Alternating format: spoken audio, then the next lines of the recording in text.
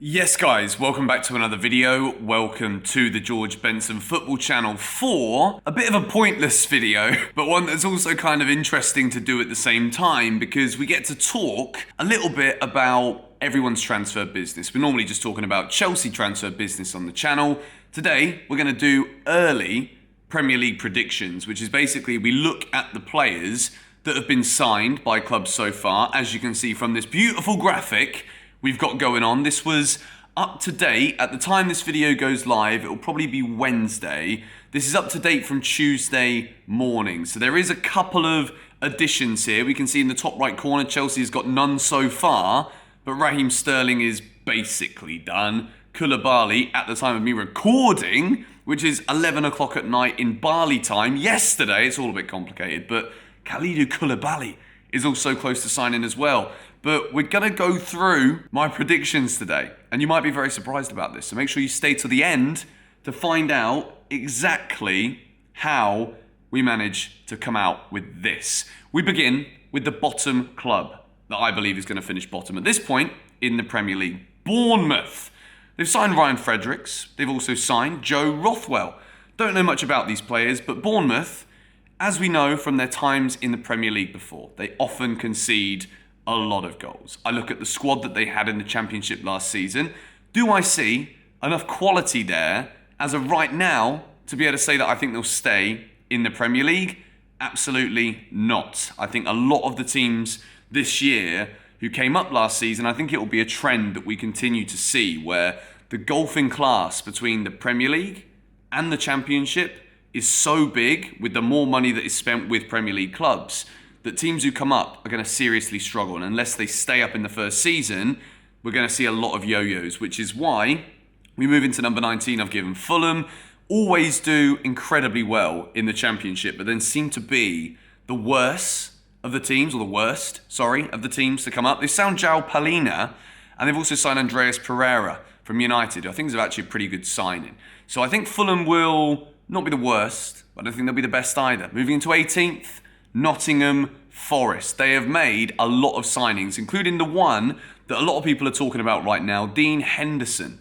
Manchester United goalkeeper, absolutely worked wonders when he was at Sheffield United. Now the thing with Henderson is when he went back to Manchester United, he was always going to be second fiddle to David De Gea. People thought that there was a decline in De Gea and Dean Henderson would be directly competing. Turns out it was not really ever like that, to be honest, was it, Manchester United fans? Forest, they are a massive, massive football club. European champions before I was even born. But I think they will just about miss out on staying up. And this is obviously the early predictions. They've already made a lot of business so far. They just signed Nico Williams as well from Liverpool. That could be astute business. But I just think at this point, there's still not going to be enough. And I think the teams above them will still have significantly more quality in order to survive. Moving into 17th, I've given it to Southampton.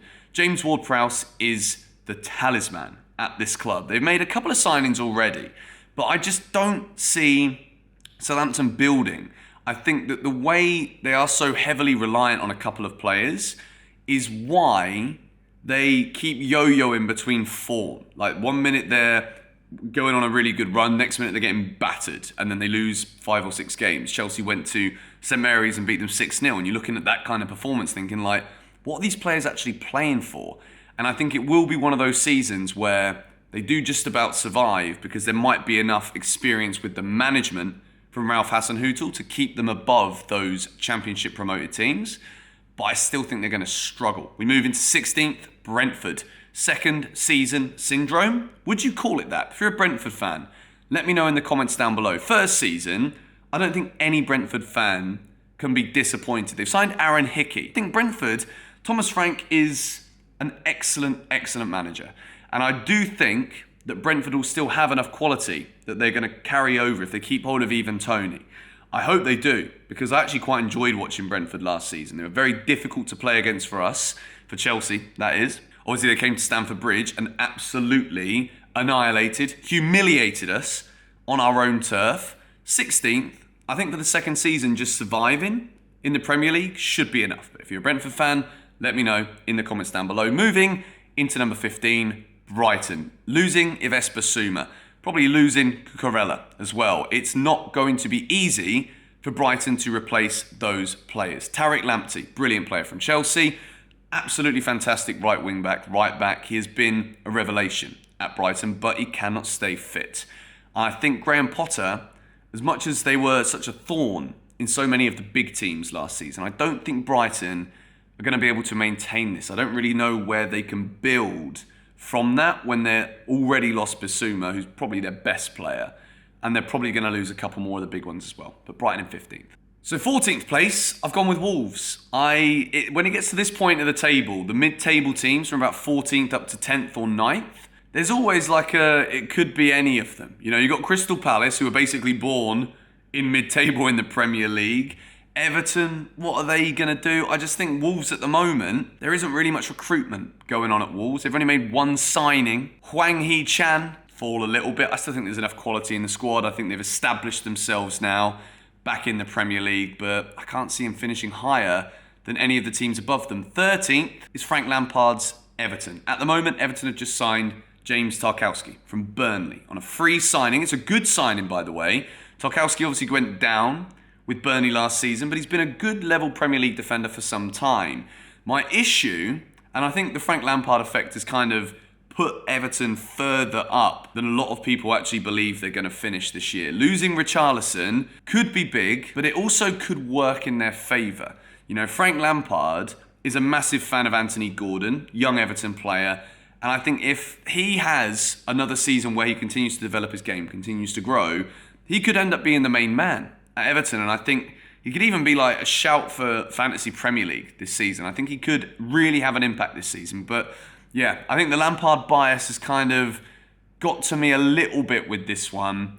But I think Everton are going to have enough to finish above the teams that I've put below them. Of course, let me know your predictions for the Premier League table for the upcoming season at this point in the comments below. Moving into 12th, Crystal Palace. I think every year I say that Crystal Palace are going to finish 13th, 12th, 11th. Yes, they're going to lose Conor Gallagher. They've signed Decore. They've signed Sam Johnston, another goalkeeping option. But Vieira's a good manager. I think what we saw last season, he managed to get the best out of a team that I wouldn't necessarily say was one of the better ones in the league. Palace obviously didn't finish in the top half even, but they can be impressed, I think, with what Vieira's shown as a manager in these early phases. I put them in 12th because, well, they always finish around the middle. Moving into Leeds United.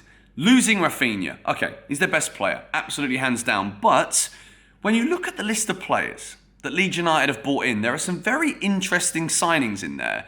And I think for Leeds this year, it's either going to go one of two ways. They're either going to really kick on and move away from like last day of the season relegation scraps, or they're going to go down. I think Jesse Marsch is a manager who, if it works out, it will look like a genius stroke. And I think because he has such an authentic style that was kind of from the German league, from Leipzig and what his time there, if it works out, I think people will easily put Marsch in a different kind of bracket of management because it is so different to a lot of standard managerial styles that we've been used to seeing in football over the years.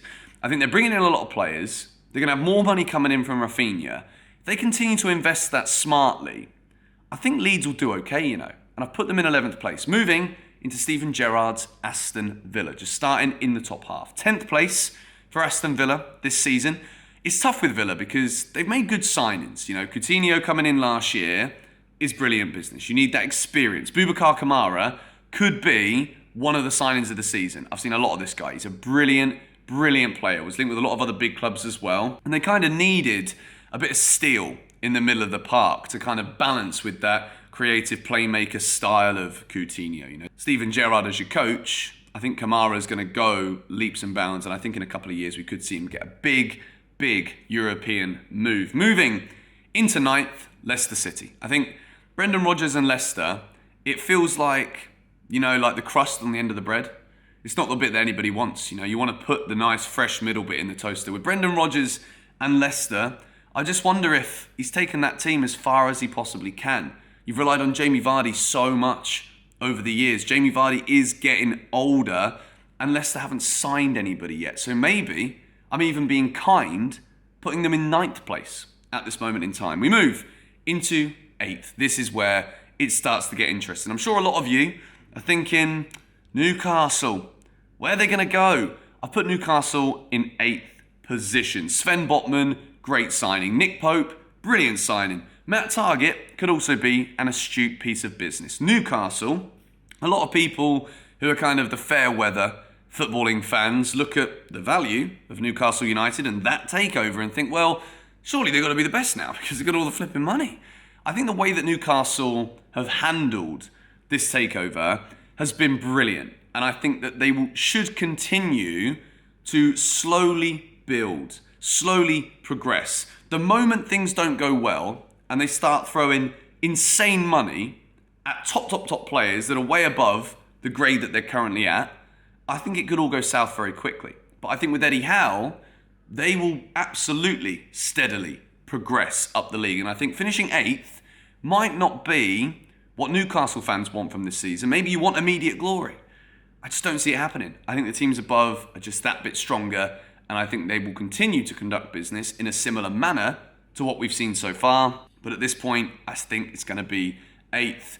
This is where it gets a little bit interesting. I put Manchester United in 7th, and this at this point is incredibly bold because just before I recorded this, Man United beat Liverpool 4-0.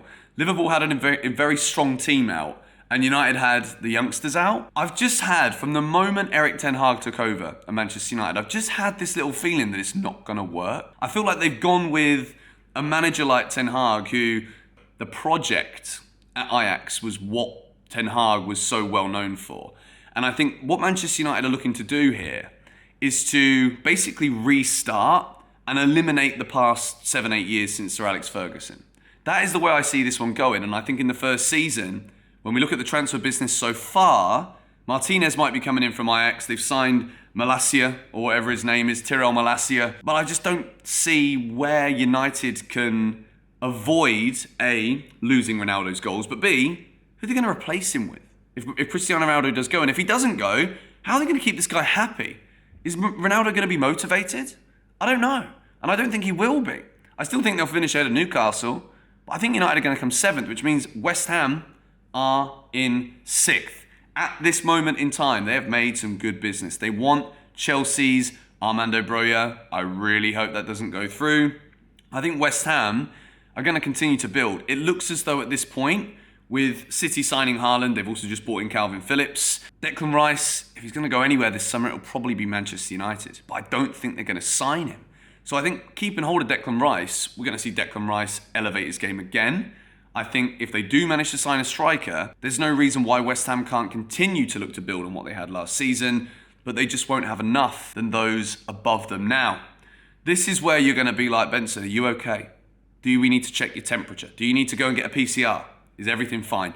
You're probably thinking, how on earth have you put both Spurs and Arsenal? You're definitely not all right, mate. I'm unsubscribed. Don't unsubscribe. Please subscribe to the George Benson Football Channel. At this moment of recording, Koulibaly is not done. It's nearly done. Sterling is great business. I do believe we will have an excellent window, but at the time of recording, which is the point of this video, I think when I look at the current squads and I look at all of the things that were going on regarding Chelsea, takeovers, so many different things happening in the club. These signings are the only way that Chelsea get top 4. I look at the squad we've got now and I don't see consistency. I don't see enough quality replaced yet. I know we're going to, but yet at this point, I don't see it happening yet. And I think Arsenal's business so far, a couple of good signings in there. Gabriel Jesus, could he kick on? I think he probably will when he's the main man. You look at Tottenham's business, it's excellent. Liverpool and City, also excellent. So I look at the business and I just think right now Chelsea need to catch up. And they need to catch up fast. I think we will. And when I do my Premier League predictions the day before the season kicks off, I can guarantee you that this is going to change. Let me know your thoughts in the comments down below on this. Arsenal in 4th. At this point, it was a toss-up between us and Arsenal as to how I think the squads are right now. Who's going to come 4th? They're investing more in the squad. Arteta's project, it does seem to be building with these player signings. It seems to be the kind of players that he wants within his system. And I think at this point, Chelsea need to operate. And if we don't, Arsenal take our spot. Moving into 3rd, Tottenham Hotspur, I'm seriously worried about Spurs. I genuinely think that Antonio Conte could work some magic at Tottenham Hotspur. I know I might have lost some of you when I put Chelsea in 5th right now. It's basically just to flipping echo the fact that we need to make signings, guys. And I think by the time some of you watch this video, we will have some confirmations of some new Chelsea signings. Spurs in 3rd. They've done incredible business so far. Big signings. Of all of the Premier League clubs so far, Tottenham have had the most impressive window. And I think with Conte as the manager, there's no way they can fall down from the 4th place finish we saw last year. 2nd, Liverpool, City, they're just a machine. They've signed Erling Haaland, Calvin Phillips, brilliant business as well. Rodri has put pen to paper on a new deal. I think Man City are going to win the league at this point in time. Do I think Spurs can challenge? Yes. Do I think Chelsea can challenge if we sign even flipping half of the players that we're being linked with and we're talking about on a daily basis at the moment? Yes, I do. Will this table that you see on the screen change before the beginning of the season? Absolutely. But I wanted to do this to really highlight, as you can see on the screen, all of the business of all of the teams so far. Who needs to improve, or the positions that we see on the screen now. A lot will be disappointed. Some might be happy.